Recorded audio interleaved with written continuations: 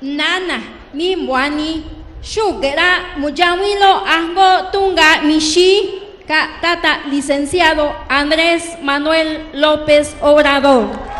Damas y caballeros, escuchemos el mensaje que nos dirige el presidente constitucional de los Estados Unidos mexicanos, licenciado Andrés Manuel López Obrador. Amigas, amigos de Tlapa y de pueblos, comunidades, municipios de la montaña de Guerrero. Me da mucho gusto estar de nuevo aquí con ustedes.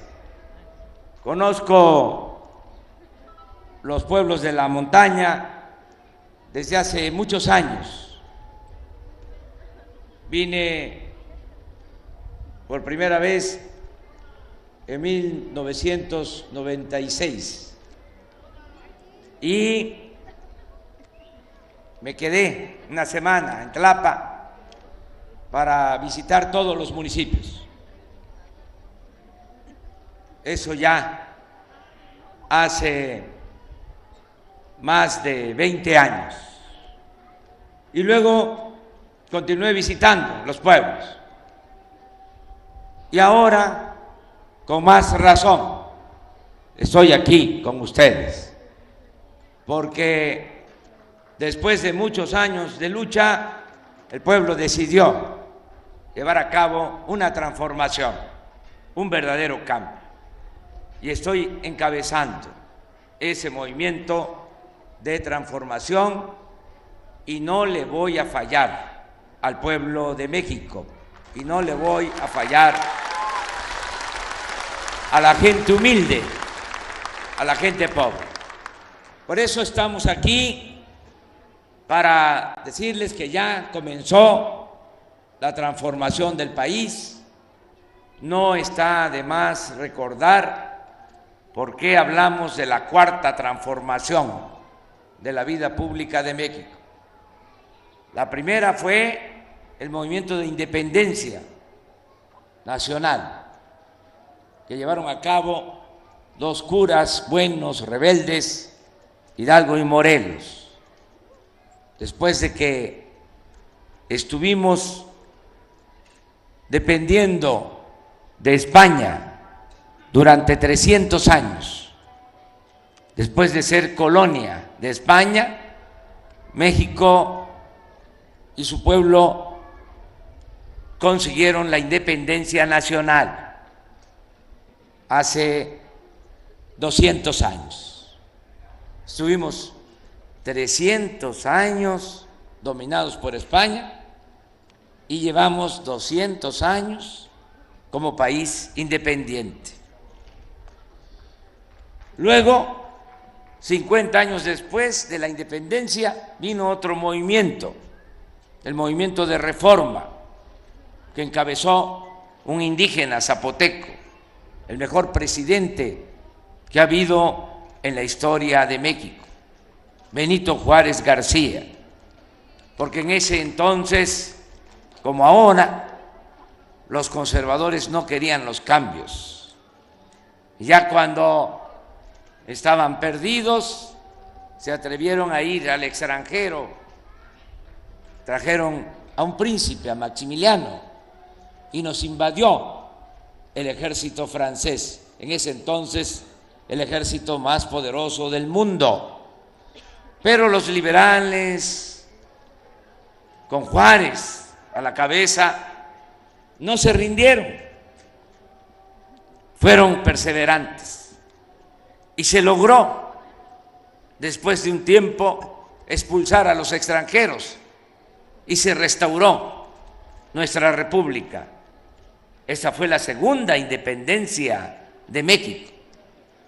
La tercera transformación fue la revolución de 1910, hace no mucho.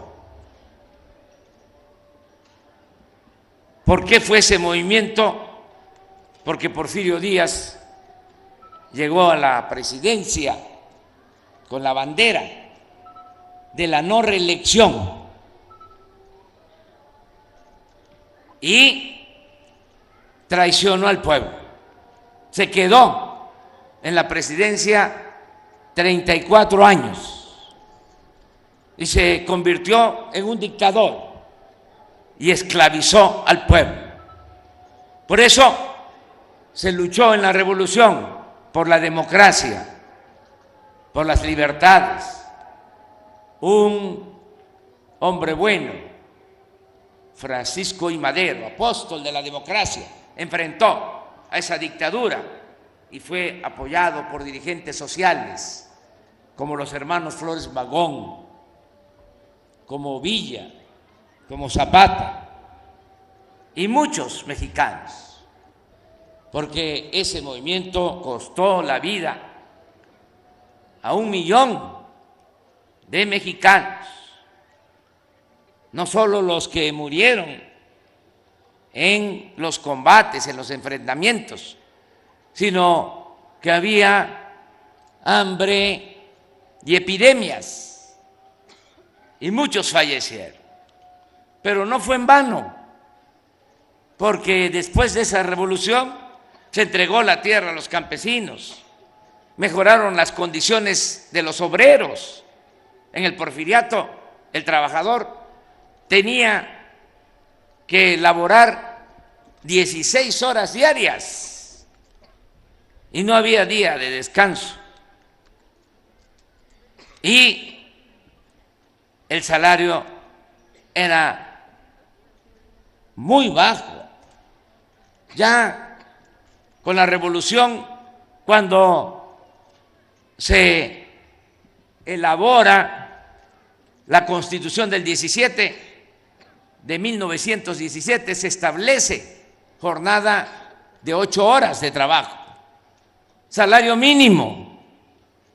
También en el artículo 27 de esa Constitución se establece el derecho de los campesinos a la tierra y se establece de que la nación es la dueña originaria de los recursos naturales, sobre todo del petróleo que Porfirio Díaz había entregado a los extranjeros. 3 transformaciones han habido: independencia, reforma, revolución, y nosotros queremos llevar a cabo, ya iniciamos la 4ª transformación de la vida pública del país. Las 3 transformaciones que han habido se tuvieron que hacer con las armas. Esta transformación que estamos llevando a cabo la estamos haciendo de manera pacífica, sin violencia, pero no por eso va a quedar por encimita, va a ser más de lo mismo, va a ser maquillaje. No, va a ser una transformación igual de profunda como lo fue la independencia, como lo fue la reforma, como lo fue la revolución, porque vamos a arrancar de raíz al régimen corrupto de injusticias y de privilegios. Vamos a acabar con la corrupción, que es el principal problema de México.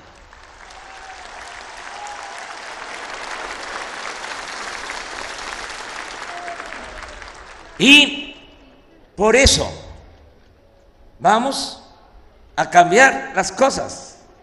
Imagínense llegar a la presidencia después de tantos años de lucha para hacer lo mismo. No tendría sentido. Nada más para presumir de que uno es presidente y que le digan señor presidente y uno diga qué horas son y contesten los lambiscones las que usted quiera que sean, señor. No, llegamos para transformar y hemos avanzado. Vamos a cumplir 1 año. Ya las reformas que han habido a la Constitución son como una nueva Constitución.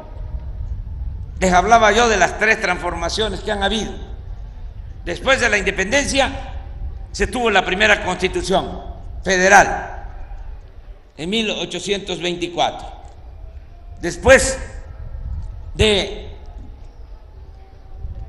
el movimiento de reforma, se tuvo la Constitución liberal de 1857. Luego de la Revolución, como ya lo expresé, la Constitución de 1917. ¿Qué correspondía, si hablábamos de la Cuarta Transformación? Hacer una nueva Constitución. Pero dijimos, no, va a generar mucho revuelo. Nos vamos a ir despacio porque llevamos prisa.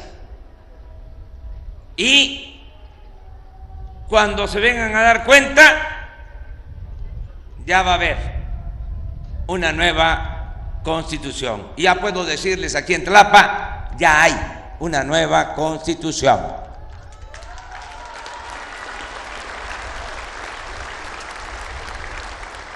Les voy a decir por qué. Porque aunque parezca increíble, la corrupción no estaba considerada como delito grave.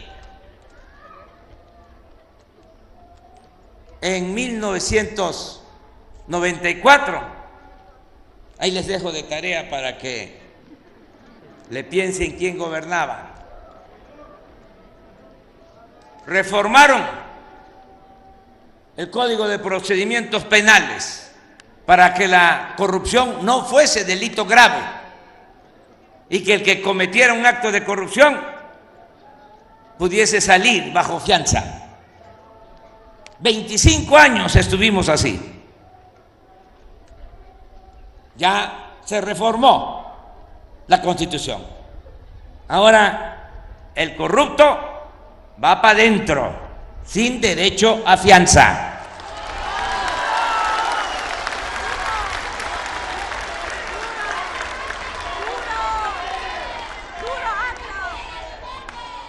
¿Qué otra cosa? Los de mero arriba no pagaban impuestos o se les condonaban los impuestos. Imagínense una empresa grande, famosa, un banco grande, famoso. Pues esa empresa, ese banco que están pensando, no pagaba impuestos. Pagaba impuestos el pueblo, raso.